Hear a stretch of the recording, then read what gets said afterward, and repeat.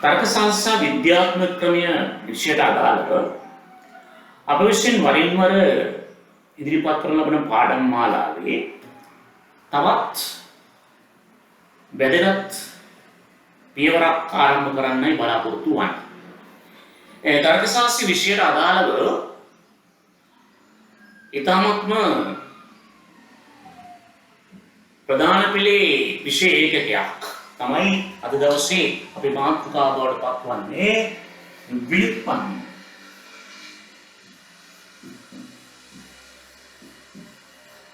අද දවසේ මාතෘකාව බවට පත්වන්නේ ව්‍යුත්පන්න. දැන් තර්ක ශාස්ත්‍ර විෂය අධ්‍යයනය කරන බොහෝ සිසු දරුවෝ මේ වන විට ව්‍යුත්පන්න පාඩම පිළිබඳව පාසලේදී හෝ ඔබගේ උපකාරක පන්තිකදී හෝ විෂය කරුණු අධ්‍යයනය කරලා ඇති. ඇතැම් විට මේ වන විට මේ පිළිබඳව අධ්‍යයනය නොකරපු දරුවෝ මේ පාඩමට සවන් දෙනවා විය වෙන්න පුළුවන්. ඒ නිසා මේ කාටත් මේ තේරුම් ගන්න පුළුවන් විදිහට මම පාඩම පැහැදිලි කරන්න බලාපොරොත්තු වෙනවා. විශේෂයෙන්ම ව්‍යුත්පන්න ක්‍රමයට අදාළව රීතීන් පිළිබඳව මුල් පියවරේ පසු එක් ව්‍යුත්පන්න ක්‍රමය පිළිබඳව ඉදිරියේදී පැහැදිලි කරන්න බලාපොරොත්තු වෙනවා. ව්‍යුත්පන්න පාඩම තර්ක ශාස්ත්‍ර විෂය තුළ තරමක් දීර්ඝව සාකච්ඡා කළ යුතු දීර්ඝව අධ්‍යයනය කළ යුතු මාතෘකාවක් වෙනවා. පියවරෙන් පියවර සාර්ථකව අධ්‍යයනය කිරීම තුළින් ව්‍යුත්පන්න පාඩම ලේසි කරගන්න පුළුවන්. ඇතැම් දරුවෝ මේ ව්‍යුත්පන්න පාඩම අසීරු කරගන්න අවස්ථාවන් තියෙනවා ක්‍රමානුකූලව මුල සිට අධ්‍යයනය නොකිරීම නිසා. මුල සිටම ව්‍යුත්පන්න දාල රීතීන් ඉතා නිවැරදිව තේරුම් අරන් විවිධ ව්‍යුත්පන්න ක්‍රම භාවිතා කිරීමෙන් සහ වැඩි වැඩියෙන් අභ්‍යාස කිරීමෙන් සාර්ථකත්වය ලබා ගන්න පුළුවන් මාතෘකාවක් තමයි ව්‍යුත්පන්න කියලා කියන්නේ. ඒ අනුව දැන් මේ ව්‍යුත්පන්න ක්‍රමය ගැන කතා කරද්දී මුලින්ම එක්තරා කාරණාවක් ඔබට කියන්න. මේ තර්ක ශාස්ත්‍රයේ විෂය තුල ඔබ අධ්‍යයනය කරන බොහෝ තර්ක ක්‍රමවල වඩා මේ ව්‍යුත්පන්න ක්‍රමය වෙනස් වෙනවා. දැන් ඔබ සංවාක්‍ය තර්ක ක්‍රමය, වර්ග තර්ක ශාස්ත්‍ර වෙන් රූප සටහන් ක්‍රමය, සත්‍ය චක්‍ර ක්‍රමය, රූප සටහන් ක්‍රමය වැනි තර්ක ක්‍රමයන් අධ්‍යයනය කරලා ඇති. දැන් අධ්‍යයනය නොකලත් ඔබ දැනගන්න මේ වගේ කිව්ව තර්ක ක්‍රම වලින් සංවාක්‍ය තර්කයෙන් ක්‍රමයේදී තර්කයේ සප්‍රමාණතාවය හෝ නිෂ්ප්‍රමාණතාවය තීරණය කරන්න පුළුවන්. සත්‍ය චක්‍ර ක්‍රමය අනුව තර්කයේ සප්‍රමාණතාවය හෝ නිෂ්ප්‍රමාණතාවය තීරණය කරන්න පුළුවන්. එන්නමුත් අනේ රූප සටහන් ක්‍රමයෙන් හෝ වෙන් රූප සටහන් ක්‍රමයෙන් ආනයන ක්‍රමයෙන් මේ සියල්ලෙන්ම තර්කයේ සප්‍රමාණ හෝ නිෂ්ප්‍රමාණ බව තීරණය කරන්න හැකියාව තියෙනවා. නමුත් ව්‍යුත්පන්න ක්‍රමය ඊට වඩා වෙනස් වෙනවා. ව්‍යුත්පන්න තර්කයේ සප්‍රමාණතාවය හෝ නිෂ්ප්‍රමාණතාවය සෙවීමේ ක්‍රමයක් නෙවෙයි. ව්‍යුත්පන්න සප්‍රමාණතාවය සාධනය කිරීමේ ක්‍රමයක්. ව්‍යුත්පන්න සප්‍රමාණතාවය සාධනය කිරීමේ ක්‍රමයක්. මේ නිසා ඔබට ව්‍යුත්පන්න සඳහා ලැබෙන සෑම තර්කයක්ම ව්‍යුත්පන්න භාවිතය සඳහා ලැබෙන සෑම තර්කයක්ම සප්‍රමාණ වූවා.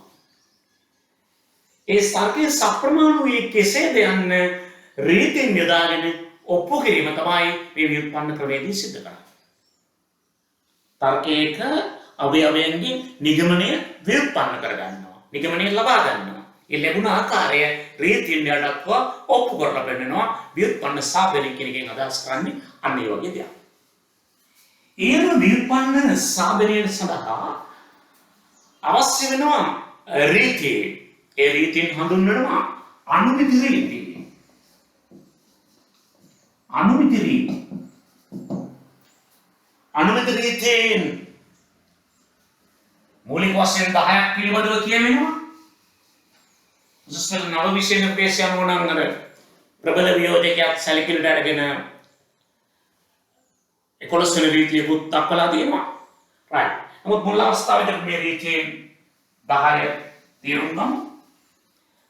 ඒ අනුව දැන් පළවෙනි පියවර තමයි අද දවසේ මුල් පියවර තමයි ව්‍යුත්පන්න භාවිතය සඳහා අදාළ වන රීතීන් මම ඔබට පැහැදිලි කරලා දෙන්න. ඒ අනුව පළවෙනි රීතිය එක පුනර්යෝජන රීතිය. පුනර්යෝජන රීතිය. මේ පුනර් කියන වචනය තුලින් කියවන දේ ඔබ දන්නවා. පුනර් කියන්නේ නැවත. යෝජන කියන්නේ යොදා ගැනීම භාවිත කිරීම වගේ අදහසක් නෙදෙන්නේ. මොනවාද යෝජන? නැවත යොදා ගැනීම, නැවත උපයෝගී කර ගැනීම. මොකක්ද මේ කියන්නේ? ව්‍යුත්පන්නයේ සාධනය කරනකොට කිසියම් ව්‍යුත්පන්නයක පේලියක් වශයෙන් පවතින සංකේතමය වාක්‍යයක් එම ව්‍යුත්පන්නයේ පේලියක් ලෙස නැවත ලියන්න පුළුවන්. සාමාන්‍ය ව්‍යුත්පන්න භාවිතා කරන දරුවෝ මේ වන විට දන්නවා. භාවිතා නොකරපු කෙනෙක් වුණත් දැනගන්න ව්‍යුත්පන්නයක පළවෙනි පේලිය වශයෙන් දක්වන්නේ කියලා ලියන්නේ. දක්වන්නේ කියලා කුමක් හෝ නිගමනය. මොන්නේ පොදු වාක්‍යයක් දැක්වුවා. දක්වන්න කියලා යම් නිගමනය මෙතන ඉදිරිපත් කරනවා. මේ සංකේතයක් වශයෙන් මේක දැක්ුවේ දක්වන්න බී වෙන්න පුළුවන්. දක්වන්න කියුවානේ විවිධ වාක්‍ය පෙන්වන්න පුළුවන්. ඒත් ඒක නිගමනය තමයි මෙතන ලියන්නේ. ඊට පස්සේ පේලියනවා. මේ පේලි වශයෙන් වාක්‍ය තියෙනවා. අපි හිතමු මේක මම පුනර්යෝජන රීතිය පිළිබඳව කියන්නේ. ව්‍යුත්පන්න පේලිය දෙවෙනි පේලිය වශයෙන් පී තිබුණා කියලා හිතන්න. අවශ්‍යතාවයක් මතුවුණොත් මේ යලි පීයක ලියන්න පුළුවන්. ඒ ව්‍යුත්පන්න සාධනයේදී අවශ්‍යතාවයක් මතුවෙනවා. විශේෂයෙන්ම සහාය ව්‍යුත්පන්න භාවිතයේදී පුනර්යෝජන රීතිය අවශ්‍ය වෙනවා. අනේ ඒ වගේ වෙලාවක භාවිතා කරනවා දැනට මෙන්න අදහස. කිසියම් ව්‍යුත්පන්නයක පේලියක් වශයෙන් පවතින සංකේතමය වාක්‍යයක් එම ව්‍යුත්පන්නයේ පේලියක් ලෙස නැවත ලියන්න පුළුවන්. උඩ එන ඕන වාක්‍යයක් පහළට ගන්න පුළුවන්. ඒක තමයි පුනර්යෝජන රීතිය. අපි රීතිය මෙන්න මේ ආකාරයෙන් පෙන්වන්න කරන්න පුළුවන්.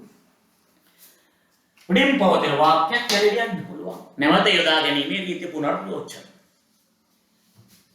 මේ පළමුවන රීතිය. දෙවන රීතිය වශයෙන් යෙවෙන්නේ ditth නිෂේධන රීතිය. ditth නිෂේධන ditth කියන්නේ දෙකක්.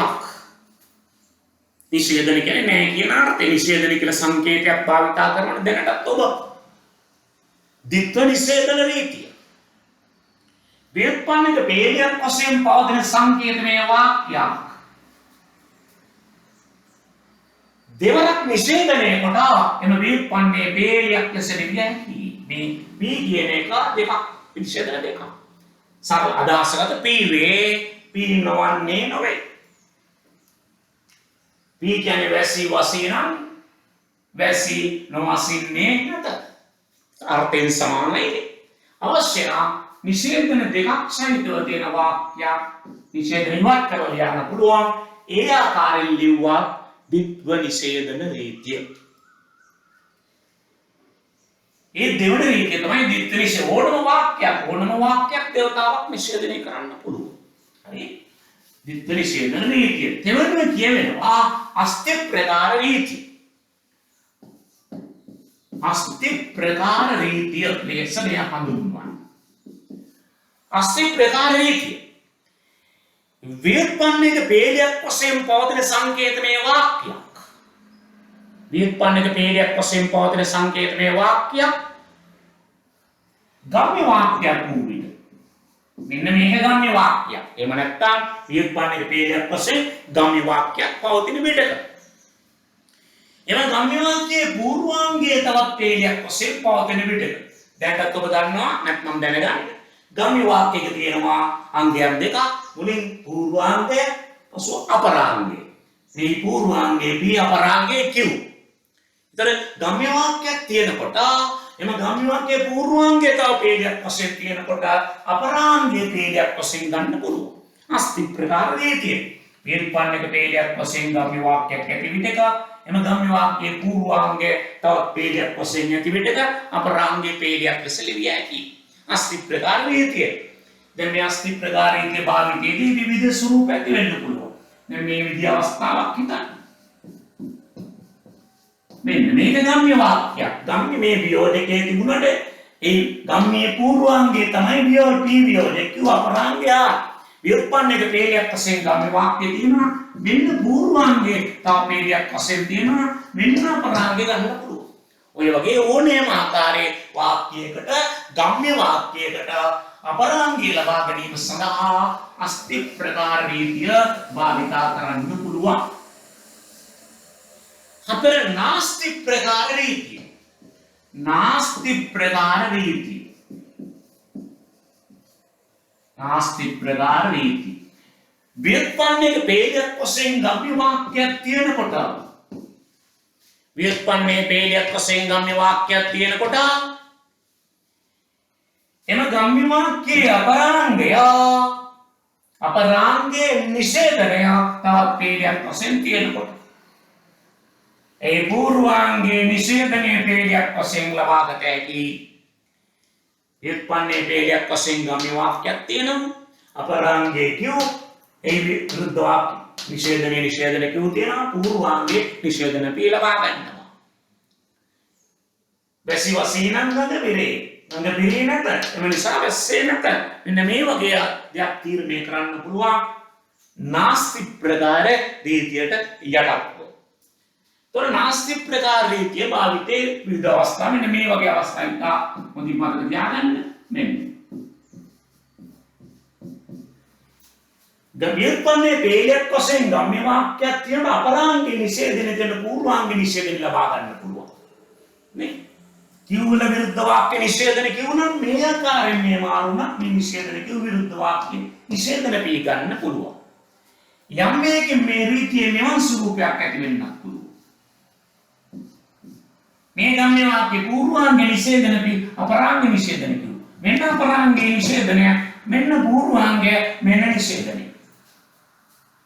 ගම්ම්‍ය වාක්‍යයක් ඇති විටක අපරාංගයේ නිෂේධනයේ පේලියක් වශයෙන් ඇති විටක පූර්වාංගයේ නිෂේධනය ලබා ගන්න පුළුවන්. අවශ්‍ය නම් මේ නිෂේධන පීලියලා තව නිෂේධනයක් දැරීමේ හැකියාවක් තියෙනවා. ඊට පස්සේ විත්ත නිෂේධන පීලිය මේක අයින් කරන්න පුළුවන්. නමුත් ප්‍රායෝගික වශයෙන් මේ ආකාරයෙන් සිද්ධ කරන්න පුළුවන් වඩා පහසුයි.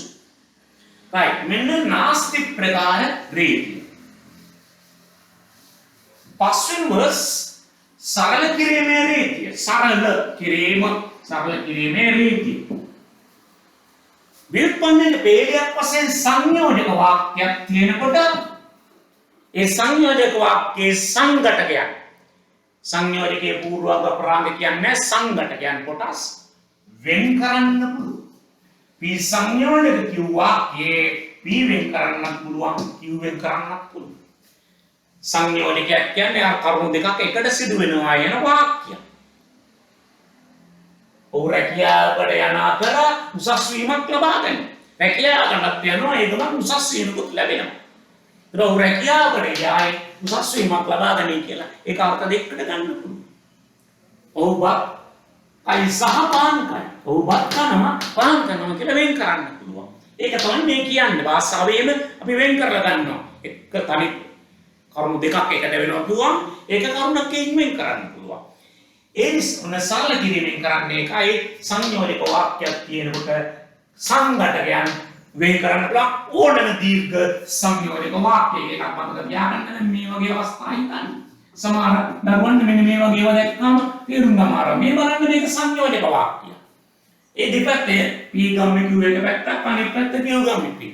මෙන්න වෙන් කරා පී ගම්මේ කිව් එළියට ගත්තා මෙන්න කිව් ගම්මියා. මේ වගේ වෙන් කිරීම කරන්න තව අවස්ථා තියෙනවා. විවිධ ආකාරයක වරීතින් හඳුනා ගැනීමෙන් භාවිතා කිරීමේ හැකියාව තියෙනවා. ඕනෑම සංයෝජක වාක්‍යක සංඝටක වෙන් කිරීමේ හැකියාව තියෙනවා සරල කිරීමේ රීතිය තුලින්. හයද ආබද්ධ කිරීමේ රීතිය. ව්‍යුත්පන්නක පේලින් වශයෙන් සංකේතමය වාක්‍යයන් දෙකක් තියෙනවා. මේ දෙකක මේව තියෙනකොට මේ දෙක එකතු කරලා සංයෝජක වාක්‍යයක් හදන්න පුළුවන්. බද්ධ කරන්න පුළුවන්, එකතු කරන්න පුළුවන් ආබද්ධ. ව්‍යුත්පන්නක පේලින් වශයෙන් පවතින සංකේතමය වාක්‍යයන් දෙකක් එකතු කොට සංයෝජක වාක්‍යයක් සෑදීමට පුළුවන්. මතක තියාගන්න සංයෝජක වාක්‍යයක් විතරයි. මෙන්න වෙන වාක්‍ය බෑ. මේ එකතු කරලා ගන්න එකම වාක්‍ය වර්ගය වන්නේ ආබද්ධ කරලා සංයෝජක පමණයි. හරි ඒ ඕනම විදිහේ දැන් අපි හිතමු මේ විදිහේ වාක්‍ය දෙකක් ව්‍යුත්පන්නේ භාවිත අපිට තියෙනවා කිය. අවශ්‍ය නම් අපිට මේ වාක්‍ය දෙක සංයෝජකයේ තුලින් එකතු කරන්න පුළුවන්. ඕනෑම දීර්ඝ ප්‍රකාශනයක් සංයෝජකයේ වාක්‍ය එකතු කරන්න පුළුවන්. ඒ තමයි ආබද්ධ කිරීමේ රීතිය.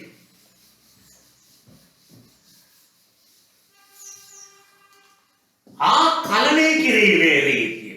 ආකලනය ව්‍යුත්පන්නක පේලියක් වශයෙන් වියෝජක වාක්‍යයේ පේලියක් වශයෙන් පවතින සංකේතනයේ වාක්‍යයකට ව්‍යුත්පන්නක පේලියක් වශයෙන් සංකේතනයේ වාක්‍යයක් පේලියක් තියෙනකොට ඒකට වෙන ඕනෑම සංකේතනයේ වාක්‍යයක් එකතු කොට වියෝජක වාක්‍යයක් හදන්න පුළුවන්. එක වාක්‍යයක් තිබුණාම ඇති අනිත් වාක්‍ය එකතු කරන්න පුළුවන්. දැන් ආබද්ධ කිරීමේදී දෙක දෙකම තියෙන්න ඕන. මෙතන එකක් තිබුණා නැති. අනිත් එක එකතු කරන්න පුළුවන්. හැබැයි අනිවාර්යම වියෝජකයක්. සංයෝජකේ මතන්න බෑ ආකාරයකට මතන්න වියෝජකයක්. එක වාක්‍යයක් තිබුණා මේ. ඒතර විප්පන්නක පීඩයක් වශයෙන් පවතින වාක්‍යයකට වෙන තෝණේම සංකේතේම වාක්‍යයක් එකතු කොට වියෝජක වාක්‍යයක් සාදන්න පුළුවන්. ඒ ආකලනය කිරීම විවිධාකාරයෙන් වෙන්න පුළුවන්. මෙන්න P තියෙනකොට අපිට අවශ්‍ය නම් මේ විදිහට හදන්නත් පුළුවන්. P මුලට වෙන්න ඕනේ මේ විදිහට ආකලනය කිරීමත් ආකාරය එකතු කරගෙන එක කොහෙට හරි දාලා එකතු කරන්න. සමහර මේ වගේ අවස්ථා තියෙන්න පුළුවන්. P තියෙනවා P වියෝජකේ වෙන වාක්‍ය කොටසක් මේකතු කරන්න ඕන. ඕනම දීර්ඝ වාක්‍ය කොටසක් එකතු කරන්න පුළුවන්. ඒක ඇයි එහෙම එකතු කරන්නේ? ව්‍යුත්පන්න සාධනය කිරීමේදී ඒ වගේ අවශ්‍යතාවයන් මතුවෙනවා. ඒ වෙලාවට ආකලනය කරන්න පුළුවන්. තියෙන ඕනෑම වාක්‍යයක් තියෙනකොට ඕනෑම වාක්‍යයක් එකතු කරලා වාක්‍ය හදන්න පුළුවන් වියෝජකයක් වශයෙන් ආකලනය කිරීමේ රීතියට යටත්ව. අට नास्ति अस्ति प्रकार रीति. नास्ति अस्ति प्रकार रीति. व्युत्पन्निක පේලියක් වශයෙන් වියෝජක වාක්‍යයක් තියෙනවා. වියෝජක වාක්‍යයක් තියෙනකොට එයි විකල්පයක නිෂේධනය තියෙනකොට වියෝජකේ විකල්ප දෙකෙන් එකක් කියන අර්ථය දරනවනේ. ඒ නිසා විකල්ප කියලා හඳුන්වනවා. වියෝජක වාක්‍යයක් පවතින විටක එයි විකල්පයක නිෂේධනයේ පවතින විටක අනිත් විකල්පය ලබා ගන්න පුළුවන්.